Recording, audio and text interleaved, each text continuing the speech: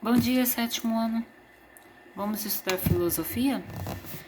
Olha só, todos aí com o livro na mão, já estão com o livro de filosofia na mão? Um lápis, uma caneta aí?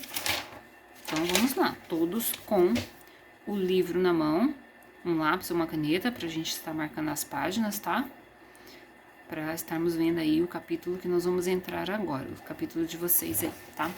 Então vamos aqui no livro. Eu terminei com vocês na última videoaula o capítulo 10. Já fizemos até as atividades, eu dei as atividades para vocês e eu até corrigi essas atividades aqui na última videoaula. Expliquei as atividades, né? Olha só. E nós vamos entrar nessa videoaula no capítulo 12 de vocês, tá? E do livro de vocês de filosofia, ok? Então todo mundo aí, ó, peguem aí o capítulo 12, tá bom? Tá na página 61, tá? Esse capítulo 12. O tema é justiça. E é assim, o que é justo para um é justo para o outro? O que vocês acham dessa pergunta aí? Nem sempre, né? Porque às vezes, tem coisas que eu acho que é justo para mim, mas às vezes para outra pessoa, a pessoa não acha justa, dependendo da circunstância e da situação. Ok? Então é uma resposta que o que é justo para um é justo para o outro? Não, nem sempre.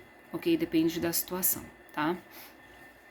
Porque às vezes a pessoa fala assim, não, eu acho justo isso, tal coisa. Aí o outro fala assim, não, isso não foi justo. A gente vê muito isso no dia a dia.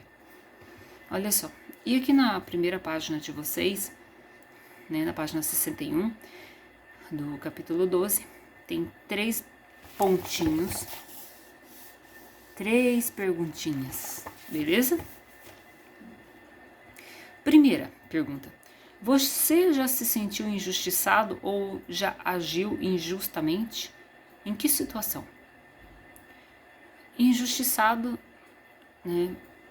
A gente sempre vai sentir algum momento da nossa vida, alguém vai cometer alguma injustiça, não vai ser justo com a gente, né? Eu já fui injustiçada, assim, mais de uma vez, infelizmente, né? E é muito triste, é bem ruim essa situação, é uma situação que te magoa bastante, ser injustiçado. Eu já fui injustiçada muitas vezes. Você já agiu injustamente? Eu não me lembro se em algum momento da minha vida eu agi injustamente. Talvez todo mundo, num momento qualquer da vida, acaba sendo injusto, né? Diante de alguma situação. Mas eu sempre fui uma pessoa assim, que sempre me preocupei em fazer o que é certo. Sempre me preocupei com as pessoas ao meu redor. Então, assim, eu acho que eu sempre tentei agir de maneira mais justa possível com todas as situações e as pessoas ao meu redor, porque isso faz parte de mim, né? Tentar ser justa o tempo todo. Talvez em algum momento da minha vida, que eu não me lembro agora, eu possa ter agido injustamente, mas eu sou bem ao contrário disso. Bom, e vocês? E aí? Vocês estão bem novos ainda, né? Mas, com o passar do tempo, essas situações vão acontecer na vida de vocês também. A segunda questão: o que você faria para escolher o lado mais justo de uma situação? Olha, gente, isso é complicado, né? Escolher o lado mais justo de uma situação, primeiro que você precisa ser, assim, uma pessoa muito centrada, precisa ser uma pessoa muito equilibrada. E outra coisa, você precisa usar muito a razão, o raciocínio. A única forma que para você escolher o lado mais justo de uma situação é você jamais usar a emoção. Que se a gente tiver que usar a emoção em alguma situação para saber qual que é o lado mais justo, a gente pode cometer uns erros graves. Então, o que eu faria para escolher o lado mais justo de uma situação, primeiro, é colocar os sentimentos de lado, colocar totalmente a emoção de lado.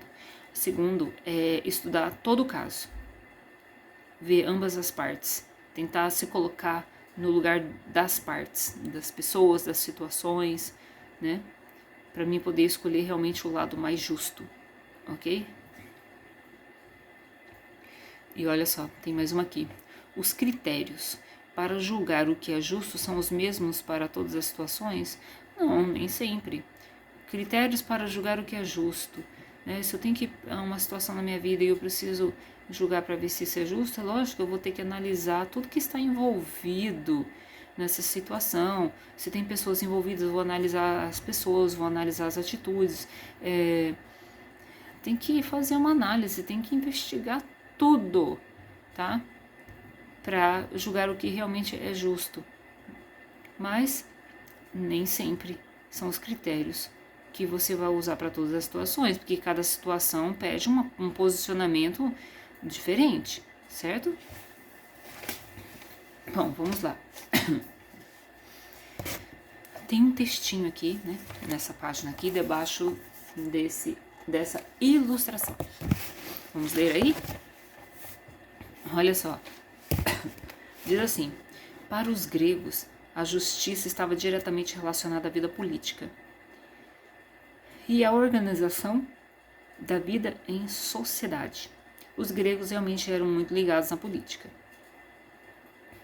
Determinada como uma convenção social, a justiça assumiu ao longo dos tempos, uma identidade variável, a depender das particularidades culturais de diferentes grupos sociais, por exemplo, porque diferentes grupos sociais, às vezes o que é justo para a nossa sociedade, né, para uma outra sociedade em outro país é uma coisa injusta. Às vezes o que é justo para uma sociedade de outro país, de outro continente, a gente pode considerar isso totalmente injusto, ok? Exatamente por isso o que é justo para um grupo pode não ser para o outro. E aquilo que era considerado injusto no passado pode hoje ser considerado aceitável e justo para determinados grupos, né? Às vezes no passado a gente, como está falando aqui, né, que era considerado injusto, hoje pode ser considerado uma coisa justa, dependendo da situação, né? Aí vem aqui, no texto a seguir, olha só, é possível perceber o quanto o sentido de justiça é variável mesmo, porque a gente tem que analisar as pessoas, as situações, tudo que está envolvido, para a gente ver se aquilo é justo ou não. E dependendo das culturas diferentes também. Culturas diferentes têm costumes diferentes, hábitos diferentes, então o que é justo para uma cultura pode não ser justo para outra. O rei Salomão viveu uma situação muito difícil ao julgar uma disputa entre duas mães que reivindicavam o mesmo filho. Vamos virar a página? Na página 62, todos vocês aí na página 62. Olha só essa história de Salomão. Acho que alguns de vocês, se não muitos de vocês, conhecem essa história. Olha só. Apresentaram-se duas mulheres ao rei Salomão. Uma disse: Senhor, eu e esta mulher habitávamos na mesma casa. Durante a noite, estando a dormir, sufocou o filho. E aproveitando-se do meu sono, ela pôs o meu filho adormecido junto dela e colocou aos meus pés o seu filho que estava morto. De manhã, olhando de perto para ele, vi que não era o meu filho. A outra mulher interrompeu: Não, o meu filho é o que está vivo, o teu morreu. A primeira replicou: Não, o teu é que morreu, o que está vivo é meu. E continuou a briga e essa disputa, né? Então vocês perceberam como que é essa história. Então, duas mulheres vivendo na mesma casa, tiveram filho na mesma época, e uma noite uma delas adormeceu em cima do filho, sufocou o filho e a criança morreu descuidada, né? E aí, quando ela viu que o filho dela morreu, ela aproveitou que a outra estava dormindo com o bebê e ela foi lá e trocou o bebê, botou o filho dela morto com a outra e pegou o filho vivo da outra, né? Colocou do lado dela. É lógico que a outra, quando acordou e viu o filho morto, né? Reconheceu na hora que não era o filho dela. Mas a outra falou: Não, esse é seu filho e ele tá morto, e esse aqui é o meu e tá vivo. Entenderam, né?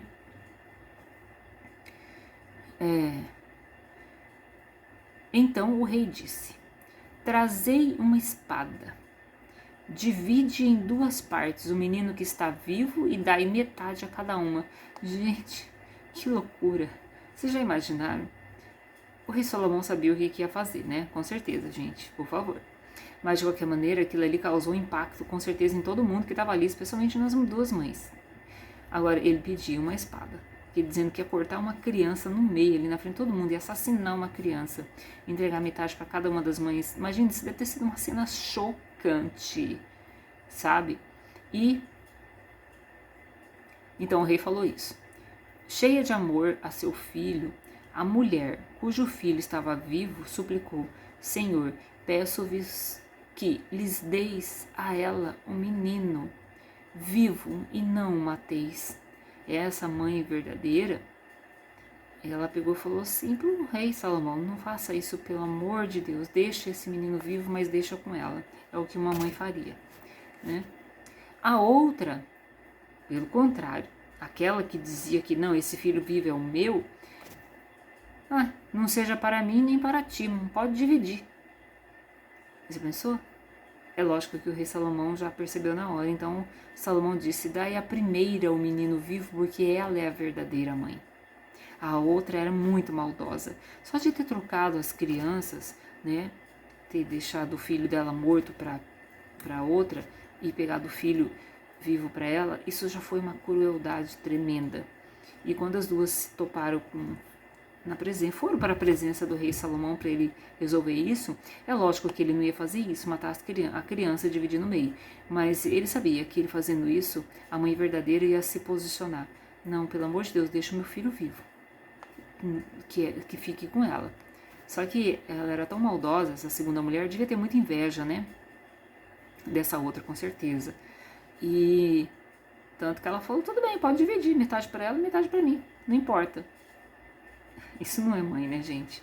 É lógico que o rei percebeu isso, né? Que interessante isso aí, né? Esse relato bíblico de cunho trágico faz uma reflexão sobre a justiça e sobre o julgamento, que por vezes são situações pelas quais os homens têm que passar, né?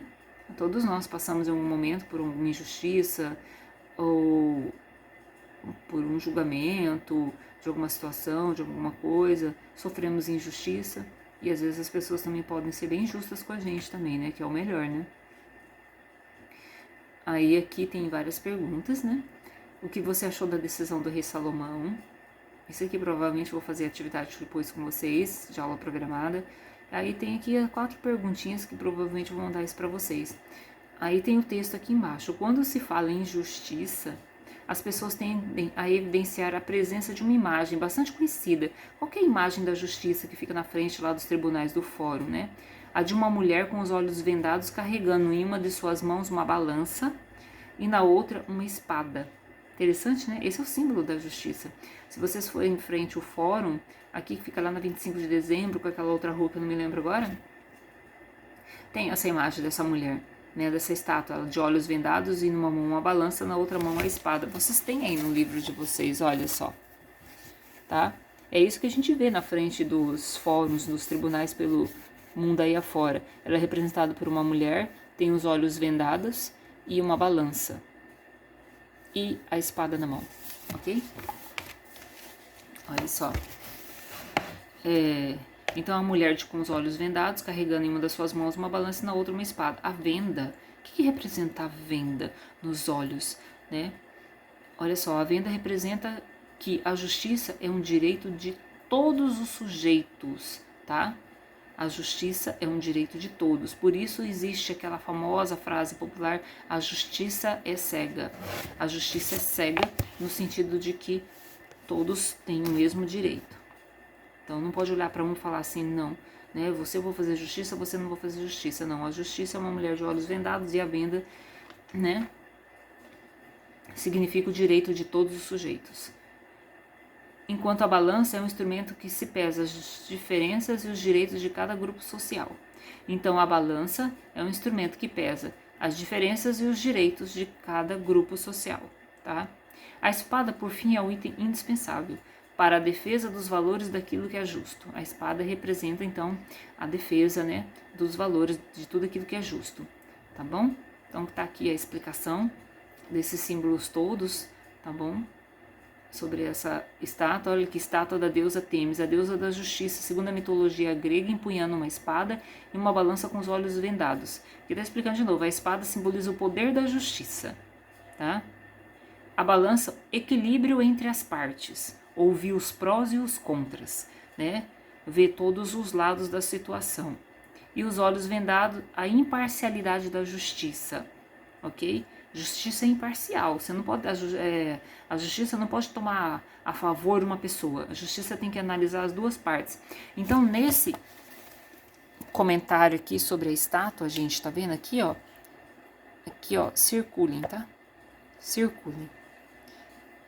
Esse significado aqui, ó, da estátua é excelente, esse significado. Eu não quero que vocês esqueçam esse significado que está aqui, tá?